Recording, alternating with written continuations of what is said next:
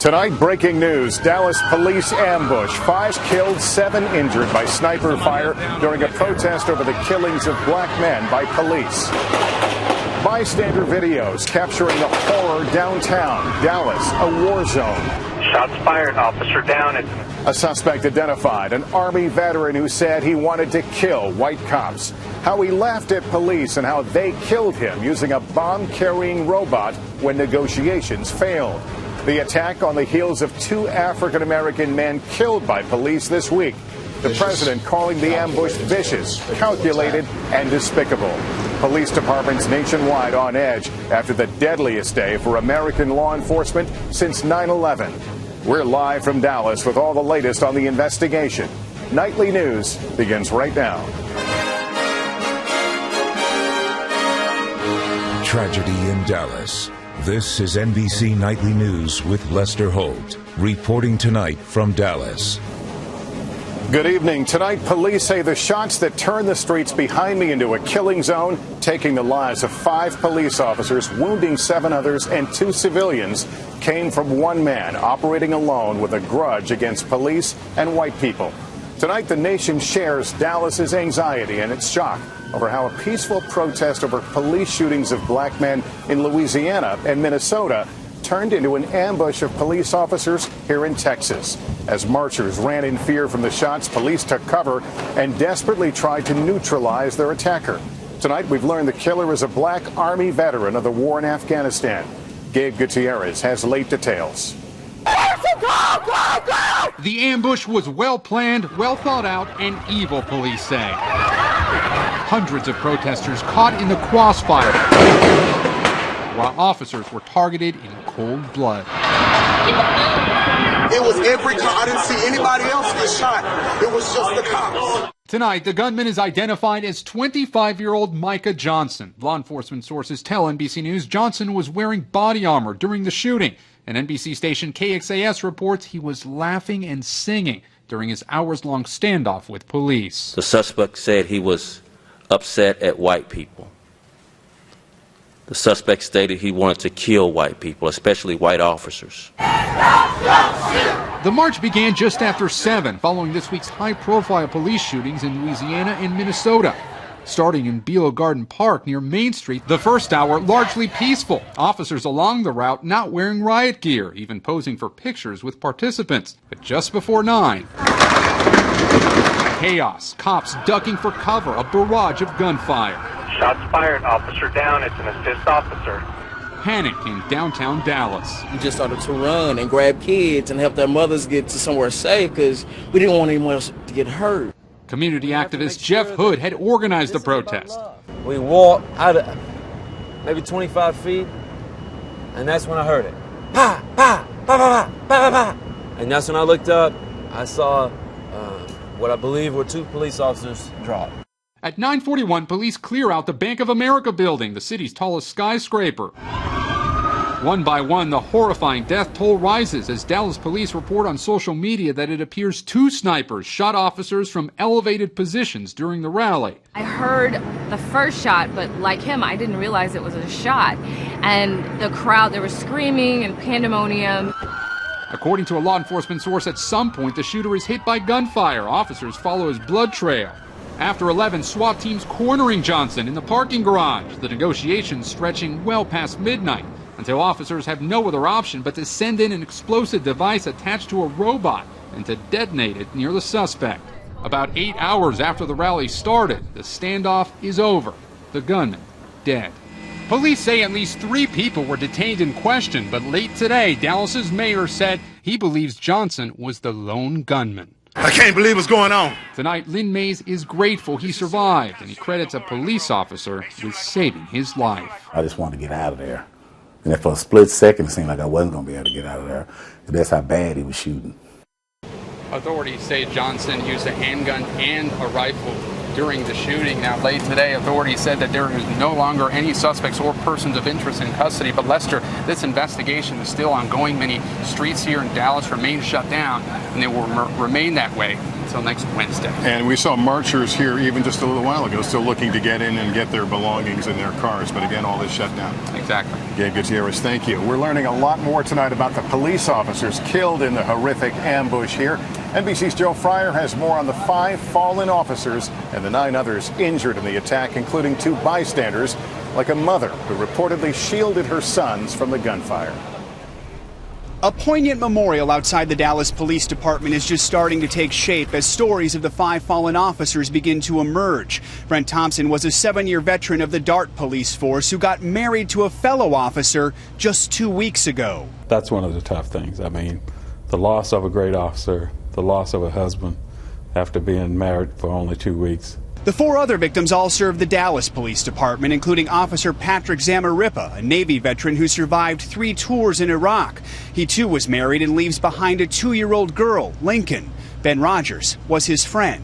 This police officer, I mean, it doesn't get any better than this. This is pure goodness. I mean, he's just a guy who wants to serve and protect during the day and then go watch a ball game with his family at night. Another victim, Officer Michael Kroll, became a cop so he could help people. Want to make things right, was really committed, you know. It was probably the most frustrating thing for him. He couldn't solve it all. 7 more officers were injured, including Misty McBride, who was shot in the arm and abdomen. Her daughter is grateful. She can live on to tomorrow, and that I'm just glad that she's alive, really. 2 citizens were also hit by gunfire. Shatanya Taylor was shot in the right calf after reportedly shielding her 4 boys from the bullets. The tragedy is a devastating blow for a city where some feel the relationship between police and the community is improving. Since 2010, excessive force complaints here have dropped by 83%. Now they're mourning the loss of 5 officers who protected their city to the end. We don't feel much support most days. Let's not make today most days. Please, we need your support. Of the 7 officers who were injured in this attack, officials say most have been treated and released from the hospital. Lester, this is the deadliest day for U.S. law enforcement since 9/11. All right, Joe Fryer. Thank you, Joe. Late details are emerging tonight about the lone suspect, a 25-year-old black Army veteran who lived outside of Dallas. Police searched his house today, carrying out bags of evidence. NBC's Jacob Rascone is also at the home and has more for us. They spent nearly 3 hours inside the gunman's home. Dallas police detectives and ATF agents emerging with large bags of evidence. Inside, bomb-making materials, ballistic vests, rifles, ammunition, and a journal of combat tactics. A neighbor who didn't want to be identified telling us Micah Johnson didn't hide his arsenal. How did you know that he had a lot of guns? He told us. I know that he was part of an army or sergeant or something. I know he's military or something. The gunman worked as an aide for mentally challenged kids and adults. He and his mother lived together in this 2-story home for many years, neighbors say, all just 20 minutes from the ambush. Military records confirm Johnson was an Army reservist for 6 years, serving 2 tours in Afghanistan, the recipient of various military medals and ribbons. A neighbor says he would see Johnson practicing drills on obstacle courses he built in his backyard, armed with firearms, wearing his Army uniform. This man who came out of the gunman's home didn't want to answer questions. What was your reaction when you found out what happened? Tonight, Johnson's aunt telling NBC News she believes recent officer-involved shootings of black men drove him to go on this rampage. Tonight, the governor of Texas says that although investigators believe that Johnson was the lone gunman, they want to be confident there weren't any co-conspirators or anybody else who knew about the attack. That investigation is ongoing. Lester?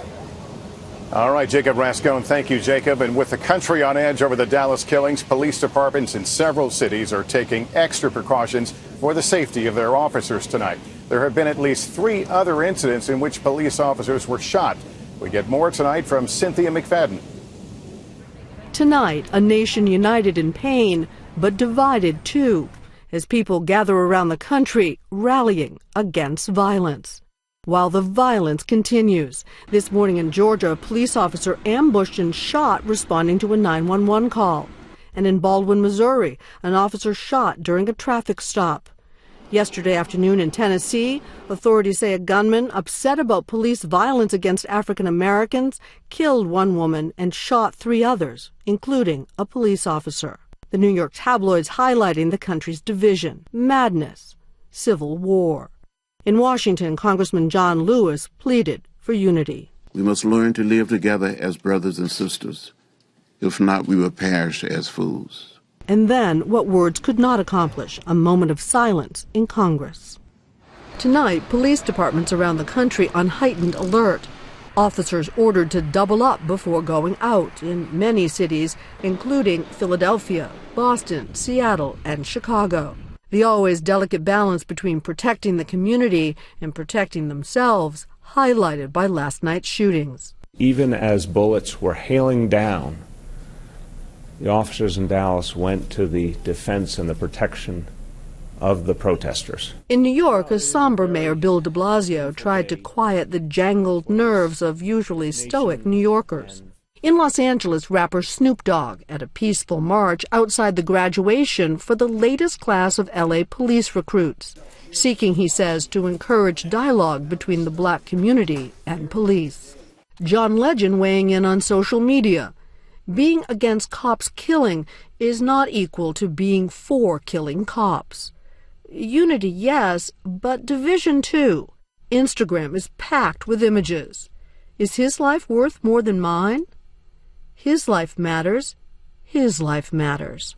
A woman in Washington summing up the feelings of many. I don't want black men shot at traffic stops. I don't want cops shot by snipers. I don't want kids shot at school. I don't want any of this. A nation in mourning with serious work to do. Cynthia McFadden, NBC News, New York. President Obama today responded to the massacre here during his trip to Poland for the NATO summit. And both Hillary Clinton and Donald Trump canceled campaign events today. This as calls were renewed for more gun control. NBC's Andrea Mitchell has more on the political reaction. President Tusk. President Obama, an ocean away, once again responding to a crisis back home. I'd ask all Americans to say a prayer for these officers and their families. And last night, before Dallas, his first comments about the 2 African-American men killed by police this week. This is not just a black issue. It's not just a Hispanic issue. This is an American issue. Not breaking away, but shortening his trip by a day, even as the nation is gripped by the horror of Dallas. Dallas now halting presidential politics, at least today. Hillary Clinton's planned first rally with Vice President Joe Biden in Scranton, canceled. Donald Trump's rally in Miami, also canceled. Trump tweeting, "Prayers and condolences to all of the families who are so thoroughly devastated by the horrors we are all watching take place in our country."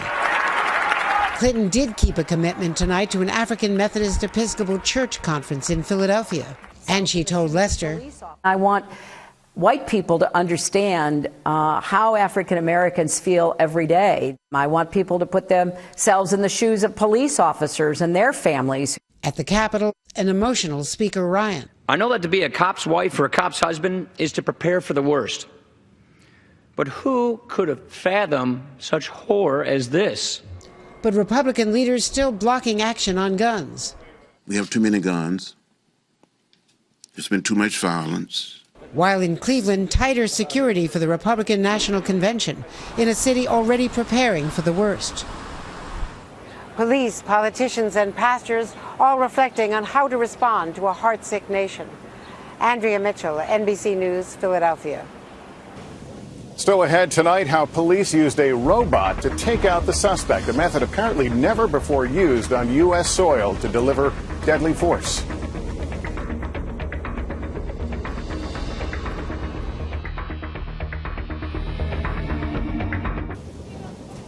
Back now from Dallas, where police ended the deadly siege on the city last night by using a robot with a bomb to kill the ambush suspect.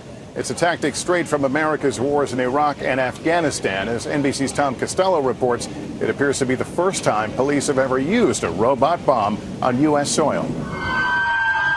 With 5 officers dead, 14 people injured, and unable to get a clean shot, Dallas police turned to overseas battlefield tactics to take out the gunman, using a robot to deliver, then detonate an explosive. Other options would have exposed our officers to grave danger.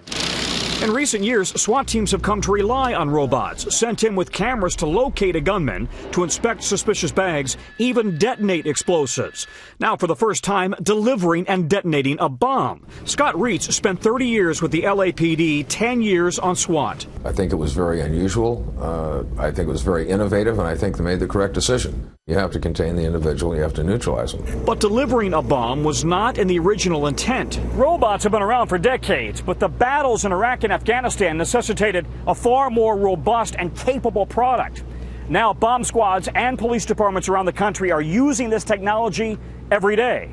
Outside of Washington, the Montgomery County, Maryland bomb squad has a small fleet of remotely operated robots. This is our largest robot. It's basically a front-end loader. From very big to very small, equipped with cameras, microphones, climbing tracks, claws, whatever's needed. Anything a human can do, we think our robotics are capable of doing. They have different kinds of clasps and things that they can pick up. We can pick up a small beaker of unstable chemicals, let's say, or we can pick up a big box or open a car door. And in Dallas, to take out a cop killer. The question for SWAT teams nationwide tonight is whether Dallas marks a watershed moment in police tactics. Tom Costello, NBC News, Washington. We're back in a moment with a father and son who attended last night's protest only to become eyewitnesses to horror.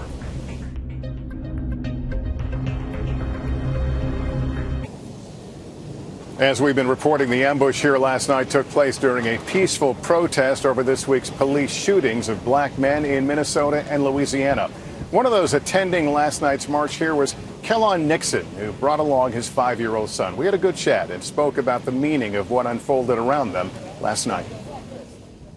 What made you come down last night? I wanted to show my support for Alton Sterling, for Mr. Castile. I wanted to be a part of a movement. I wanted to teach my son that, you know, we have rights in this country and that we can express our frustration in a positive way. What did you think when you heard the shots? Why? I thought we just made a grave mistake. You know, we've set the African-American race back many years. We set the human race back many years by allowing this to happen. Are you afraid of what happens from now on? I'm not afraid at all. I'm cautious. I'm prepared. I'm preparing. But I'm not afraid. Being afraid only causes a person to act irrationally. And I think this is one of the biggest problems between African Americans and the police is that we're both afraid of one another. And so we act irrationally. What's the message for the police to take from this? Love their families, first of all. Make sure that their family knows that they love them every day before they leave the house. What the message I don't want them to take is to be afraid of African American men. I don't want them to think that we don't want them to do their job, as long as they're doing their job within the confines of the law. And I take it you don't want your son to be afraid of police? Not at all. I don't want him to be afraid of any man. Elijah's only 5, but someday you'll talk about this moment and what happened last night. How will you describe it? To go from peace, to go from joy, to go from being inspired, to turn to horror in the way that it did, that, you know, life is fragile and you just never know. My conversation with Kellon Nixon earlier today. When we come back, I'll have some final thoughts on the violence this week and where we are as a nation.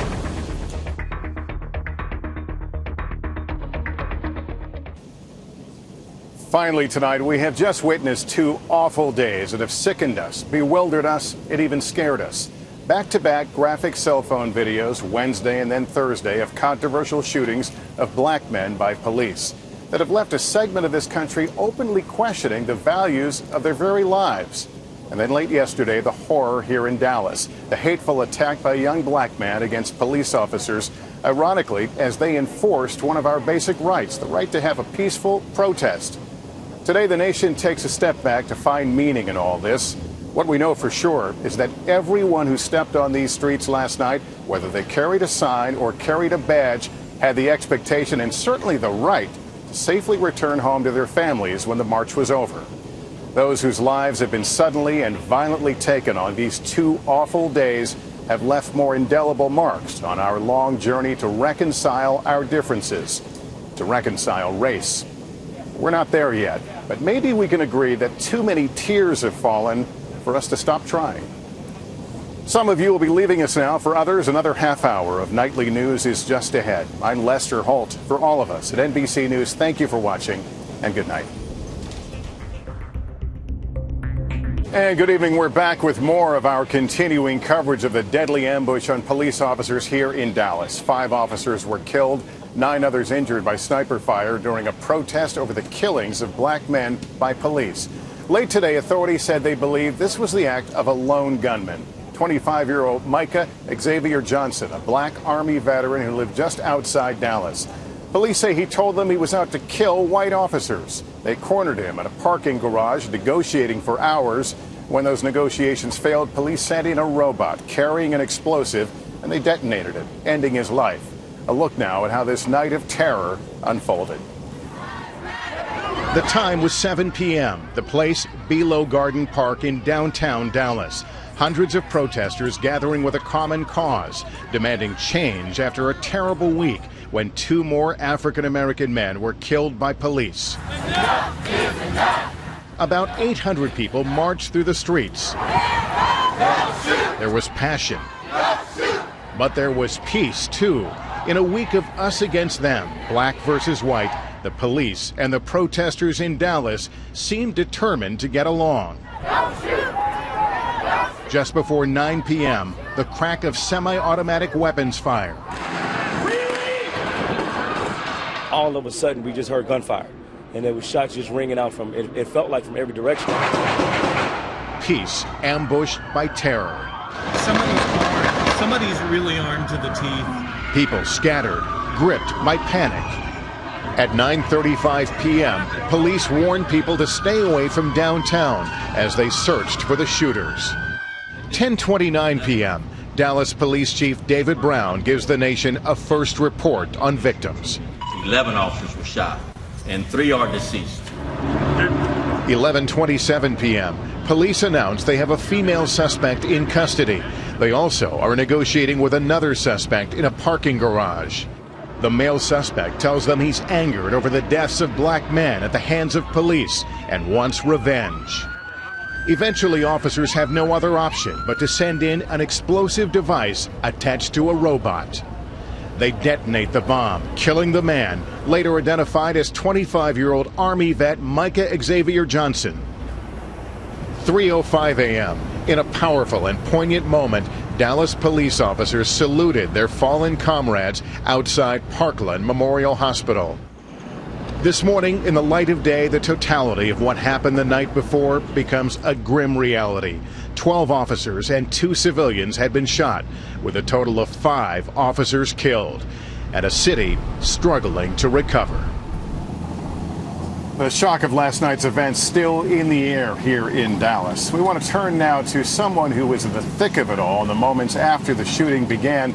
Scott Friedman from our NBC station KXAS here in Dallas. He had some exclusive reporting today on the shooter. Scott, good to see you. Thanks for being here. Lester, good to see you. Tonight, a law enforcement source with knowledge of the situation tells me that the shooter, the suspect, was laughing during the standoff last night, that hours-long standoff, singing at points, not anxious at all, not afraid of the situation. He told police of his dislike for officers, particularly white police officers, during that standoff. He was also wearing a military-style bulletproof vest and told officers that he had military training. Lester, all of these factors coming together.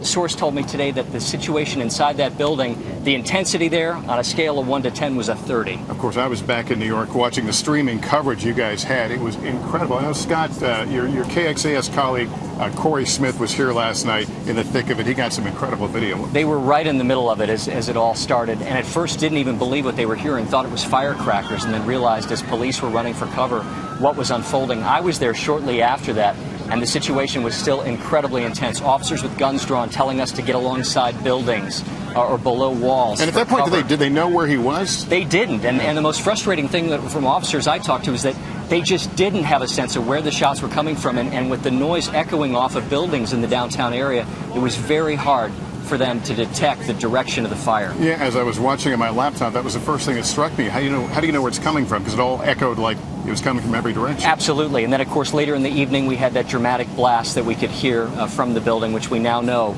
was the police sending that robot in and ending the suspect's life. And we know there are hotels here, so people are in there. They're locked in, some of them watching what's unfolding below. Absolutely. And we have people out on the streets in the beginning of the evening, still a crowd of people who were standing around restaurants, milling about, trying to either get back to their cars or to the train to get home after taking part in that march earlier in the evening. Well, nice to see you again. Sorry it's under these circumstances, but great coverage. Thanks very much. We're continuing to learn late details about the shooter who lived in the suburbs outside Dallas. Police have been searching his home, carrying out bags of evidence. NBC's Jacob Rascone is there as well. Jacob, what's going on there right now? Lester, good evening. We've learned that the gunman grew up here in Mesquite, Texas, just 20 minutes away from the rampage. And this is the home where neighbors say he lived with his mother for many years. And this is the backyard where at least one neighbor says that the gunman would practice obstacle courses with his Army uniform on and carrying his rifles. As you mentioned, we had detectives and ATF agents in and out of this house for several hours, and we now know that the large bags of evidence that they were carrying had ballistic vests in them. They had rifles, they had bomb-making materials, they had ammunition, they had a journal as well of tactical training that he had written down, clearly preparing for exactly this. We've also learned his military records show that he was an Army reservist for 6 years. He did 2 tours in Afghanistan, and after he left last year, he became an aide for underprivileged children and adults right here. And then suddenly something snapped. His aunt tells NBC News she believes it was the shootings earlier this week that had to do with officer-involved shootings of black men that drove him to the rampage. And while the Texas governor and others say that they believe he was the lone gunman, they are still investigating whether there might have been any co-conspirators or anybody who possibly knew about this attack. Lester? Yeah, Jacob, I'm wondering, someone harboring this kind of hate, did he pop up on anyone's radar in any form or fashion before all this? This is part of the investigation, Lester, that we don't know that he was on any watch list, for example. He had no criminal history. The police made a point of saying that in their latest update, that they had no indication from anyone, as far as we know, that he might have done something like this. Lester. All right, Jacob Rascone, thank you. A number of those injured in last night's shooting rampage remain hospitalized this evening. NBC's Tammy Leitner is outside one of those facilities for us, where there has been a heavy police presence all day. Tammy, good evening. That's right. Good evening, Lester. Some of those victims are still here tonight recovering, but what you can't see is the line of police cars that have been coming and going all day around the back of the ER. Police officers from all over the state of Texas wanting to pay their respect. Some of these officers were here overnight. At one point, a very emotional scene. The officers lined up in the emergency room bay as 2 of their officers who passed away came through the emergency room bay. They saluted them as they went through. We've also learned that 3 of the officers that were injured worked for the Dallas Area Rapid Transit. That was Omar Cannon, Misty McBride, and Jesus Ratana. He's been released from the hospital. The others are still here recovering, but we're told they're expected to make a full recovery. And just a short while ago, we spoke with 2 of the emergency room doctors who actually treated these victims. And they described the moment when everybody came in as chaotic and that they had very little warning. We probably had 50 volunteers that were home watching the news, saw this, put on their scrubs, came into work uncalled. I had 5 docs that I called on my drive into work, and they were ready to come in. So we had no time to really prepare. People, they saw things on the news, they live in the local area, we're hearing the gunshots, the police cars, and they were calling to say, I'm coming in to help. That doctor is actually married to a police officer, and she told me the moment she realized that all of the victims were police officers, it was just heartbreaking for her. Lester? All right, Tammy Leitner, thank you. Both of the presumptive presidential nominees reacted today to the killings. Donald Trump citing what he called the senseless deaths in Louisiana, Minnesota, and Dallas. This afternoon, I spoke with Hillary Clinton and began by asking her how, after all these incidents, we can move the needle on race relations. I believe we need a national conversation, and we start showing respect toward one another, seeing each other, walking in each other's shoes, I think we have to show our support for our police under very difficult circumstances, particularly as we have seen in the last day, the bravery of police officers running toward danger and being shot down. At the same time, we've got to do criminal justice reform, and we need national guidelines about the use of force, particularly lethal force, so routine traffic stops don't escalate into killings. And Madam Secretary, our time is short. If I could switch gears, this is the first chance we've had to chat since the head of the FBI called you out for careless handling of classified documents on your personal email server. You said that none of the emails you sent were marked as classified. He said they were. You said it was a single device. He said there were multiple devices. You said you turned over all work-related material. He says you didn't. Did he get it right? And if not, where did he get it wrong? Well, Lester, I think yesterday Director Comey clarified many of the issues that you just alluded to very quickly. He clarified, as did the State Department, that the very few, no more than 3 documents that they thought might have some kind of marking, 2 of them were a result of human error. They were not classified. And I believe and have said many times that I take classified material seriously. I have said I regret using a personal email. We turned over every document in my possession when the State Department requested it, and we turned over every device that we had. But to the extent that there's a disconnect between things you said and what he later found, it's certainly playing into the narrative of the Trump campaign, whether you could even be trusted with classified materials. How do you respond to that? Well, again, I would just repeat, if you read his testimony yesterday, I think there was a lot of clarification. I do not believe that all of the professionals that I dealt with in the State Department were careless in handling classified material, and I'm very proud to have worked with them, and I believe that the clarification that was set forth yesterday answers a lot of the remaining questions. Hillary Clinton speaking to us from Philadelphia earlier today. Still ahead tonight, new details of the 2 police shootings that killed African-American men and sparked the protest here that was interrupted by sniper fire in an ambush. Welcome back. There are new developments involving the 2 police shootings of black men this week that were the focus of the peaceful protest that Dallas gunmen targeted last night. Blake McCoy is following the investigations in Minnesota and Louisiana. The faces of 2 black men, both killed by police, both deaths captured on video for the world to see. You shot 4 bullets into him, sir. He was just getting his license and registration, sir. In Minnesota today, that was my brother, not a friend. Protesters continue to gather around the governor's mansion while the county attorney is promising a prompt and thorough investigation into the death of Philando Castile. I assure you that we will prosecute this case to the fullest extent of the law. The officer who shot Castile during a traffic stop Wednesday is identified as Geronimo Yanez, a 4-year veteran of the force currently on paid leave. Minnesota's governor today defending his belief that the shooting was racially motivated, despite outcry from law enforcement. Do you stand by those remarks? I said them. I stand by what I said yesterday, based on the information I had. Meanwhile, in Baton Rouge, memorials and vigils continue for Alton Sterling, shot Tuesday outside a convenience store during a struggle with police. Families of both men reacting today to the news coming out of Dallas. Hurt people hurt other people. It is not right, it's not justifiable, and it's not acceptable. This did not start with you guys, it did not start with me, and it will not end with us. And I just dropped to my knees, and I said, Lord, this is ridiculous. My heart goes out to everyone in Dallas. Today, the mother of another young black man killed by police, Michael Brown, offered her thoughts in a New York Times op-ed.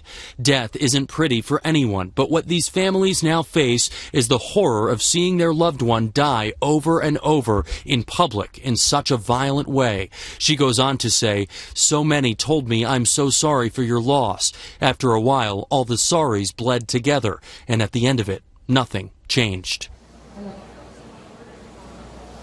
And change is exactly what people here and across the country are fighting for. Just moments ago, in front of the governor's mansion here in St. Paul, the Reverend Jesse Jackson made a surprise appearance speaking to the crowd, and these protests promise to continue through the weekend. Lester? All right, Blake McCoy, thank you. In a moment, the story you may not know about the man guiding his department and his city through this tragedy, Police Chief David Brown.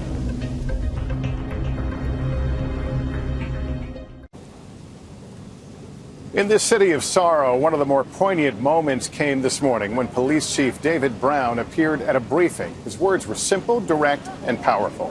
This is not the first time the chief has dealt with loss on the job and in his personal life. Rahema Ellis has more for us tonight. We're hurting. Our profession is hurting. In so many ways, for Dallas Police Chief David Brown, this tragedy is personal. There are no words to describe the atrocity that occurred to our city. At 55 years old, he's also chief of more than 4,000 officers. The married father is a self-described loner in a very public job. I, David Brown. Less than 2 months after he was sworn in as chief 6 years ago, he was tested in both a professional and personal way. It appears the shooter is going to be David O'Neill Brown, Jr. Chief Brown's only son and his namesake was himself killed after he gunned down 2 other people, one of them a police officer. I remember closing my son's casket in the church. I remember sitting at the burial site, and everything else was a blur. The 30-year police veteran has also endured the violent deaths of his brother and his former police partner. While sometimes abrasive, he's also known for his kindness, often posting pictures on social media showing his dedication to the people of Dallas. We are not going to let a coward who would ambush police officers change our democracy. And tonight, when his city needs it the most, he's a strong, steady voice of compassion and concern, especially for his fellow officers. All I know is that this must stop, this divisiveness between our police and our citizens. Chief Brown has dedicated his whole life to one job. But I could just tell you, I've never been more proud of a police officer and being a part of this great, noble profession. A department that has been put to its greatest test with its chief commanding the way. Rahema Ellis, NBC News. And we'll have some final thoughts about what happened here in Dallas when we return.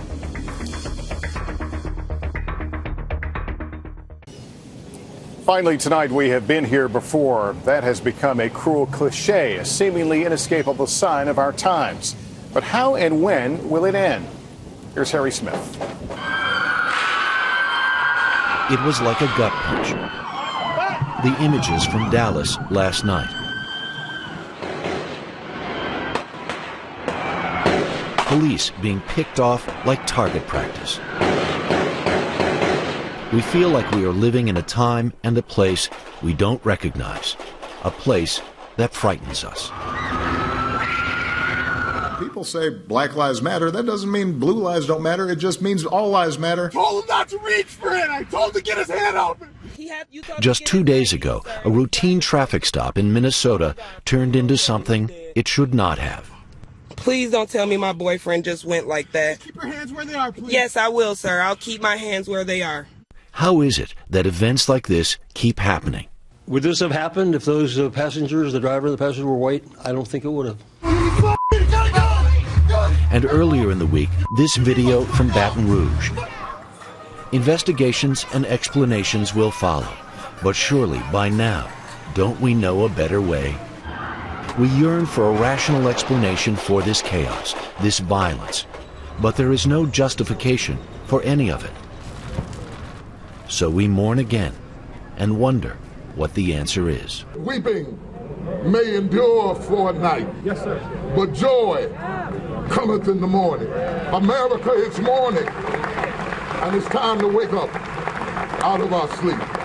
People are dying, casualties in a conflict whose roots are deep and rotten.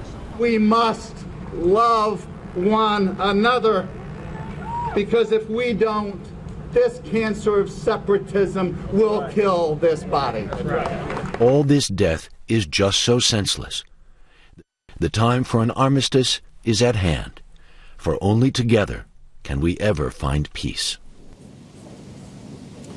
That will do it for us on this Friday night. I'm Lester Holt reporting from Dallas for all of us at NBC News. Thank you for watching and good night.